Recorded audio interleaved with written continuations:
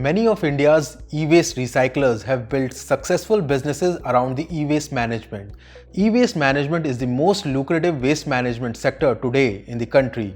In this video, we will understand what fueled this growth of the e-waste recycling sector and how existing and upcoming business can benefit from adopting the circular economy approach in the manufacturing that the government has now shifted its focus upon. Hello and welcome to Enterclimate. My name is Shalin Verma, and let's start this video by first understanding the concept of circular economy approach in the e-waste recycling. For a long time, India's electronic and electrical equipment or the EEE manufacturing sector functioned on a linear model. The product-related externalities were not internalized due to the easier take, make, dispose model. Although we saw the growing volume of e-waste being generated in the country, the recycling of this waste was done with unscientific recycling methods in the informal sector that frequently deployed polluting techniques for dismantling and metal recovery, and that too with far lesser efficiency. This also meant several health hazards among workers and hazardous waste being dumped into landfills. Amidst this, India was also dependent on countries like China for the import of crucial rare earth metals due to their limited availability domestically. Today, one can clearly see the government's impetus for promoting circular economy. The present e-waste management rules of 2022, which came into force on 1st of April 2023, lists out certain legal obligations for the manufacturers, producers, refurbishers, dismantlers, and e-waste recyclers. For India to move in the direction of circular model of manufacturing, the manufacturers and traders needed a formalized collection, dismantling and disposal network. Leakage of this e-waste to landfills have been largely plugged with the rules identifying the role of waste collection, dismantling and disposal. Hazardous e-waste that earlier ended in the informal sector has started getting channelized into the formal sector, thereby reducing the loss and reduction in the pollution that was caused due to the unscientific collection and storage of the e-waste. Today, more and more people have access to these waste collection, refurbishment services through e-commerce sites where they can exchange their old gadgets and get rewarded, all within the comfort of their homes and offices. Today, the manufacturers can calculate the advanced recycling fee or the ARF at the time of pricing of the product, and this additional expense is later shared by the waste generator and the producers. Now, it is important to note that majority of these e-waste businesses were performing dismantling operations due to the limited requirement of labor, machinery and investment in this business. However, improper dismantling and subsequent disposal of discarded e-waste led to impact on the health of the worker and environment, since the waste contains many hazardous constituents, heavy metals, etc.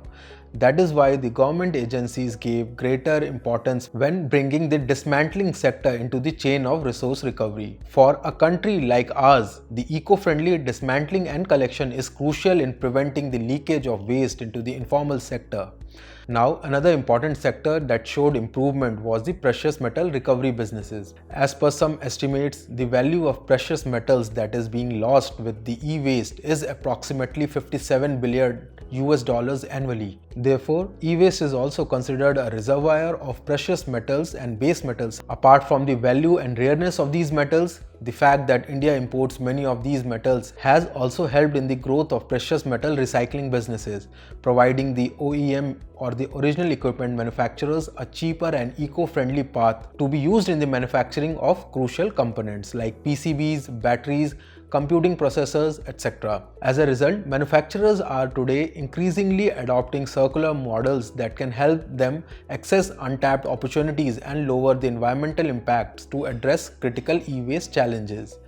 Finally, the role of TSDFs in the disposal of e-waste cannot be ignored here. TSDF or the treatment, storage and disposal facilities play a vital role in the e-waste management and utilization of non-recyclable e-waste generated by the manufacturers as well as e-waste businesses performing collection, dismantling or recycling. TSDFs specialize in the transporting and storage of hazardous components of e-waste away from the generator's site as per the SOPs. Now, if we were asked to predict the future of e-waste management businesses in the country, we can see an even bigger potential if the sector integrates their practices to align with the circular economy approach. This is where the concept of circular economy comes in. It can be a key step in solving many of our challenges. Recycling and reusing things, eliminating waste and improving resources efficiency must become part of our lifestyle. A circular economy in the EEE manufacturing aims to replace the end-of-life concept of e-waste within its restoration and regeneration while encouraging the manufacturers to shift towards the usage of superior design, materials, products, systems, and business models. The circular approach also aims to retain the value of resource products at their highest by keeping them in use for as long as possible, therefore minimizing wastage at each life cycle stage and extracting the maximum value through recovery, reuse, repairing, remanufacturing and regenerating products at the end of each service value. The circular economy in e-waste management will nurture competitiveness among the OEMs as they will know that their long-term survival will depend on the sustainability and eco-friendly characteristics of the product. The recently introduced Green Credit Scheme, a key component in the Mission Life initiative of the Government of India, will also help boost the circular approach in the economy of manufacturing, and this will in turn also benefit the e-waste recycling businesses. So with this, I would like to conclude this video. A sustainable and circular approach towards manufacturing will not only lead to reduced waste generation and pollution associated with their disposal, but also save related costs for the manufacturers. Transitioning to a circular economy will reduce the dependency on virgin materials and enhance resource productivity. The reusability of resource use can also contribute towards reducing global greenhouse gas emissions and help meet climate change commitments. However, our industry needs to devise mechanisms for efficient collection and recycling and work towards integrating circularity to ensure recovery and utilization of secondary raw materials, circular products with longer use life, and quality assurance for repair and refurbished products. E-waste management in many regions of the country still requires shifting from existing crude methods of collection and recycling, as unorganized collections and dismantling practices are still prevalent in Tier 2 and 3 cities. But this should not be seen as a challenge but another opportunity for new entrepreneurs that can develop an easy, accessible and mature collection, dismantling and disposal network for the areas that are untouched. Their contribution will be crucial for developing a robust core of India's e-waste ecosystem. So, if you are interested in starting an e-waste management, refurbishing or dismantling business and looking for assistance in the process, you can contact our experts from Enterclimate from the details shown. So that was all for today's video. Please like and share if you found it helpful. Thank you for watching.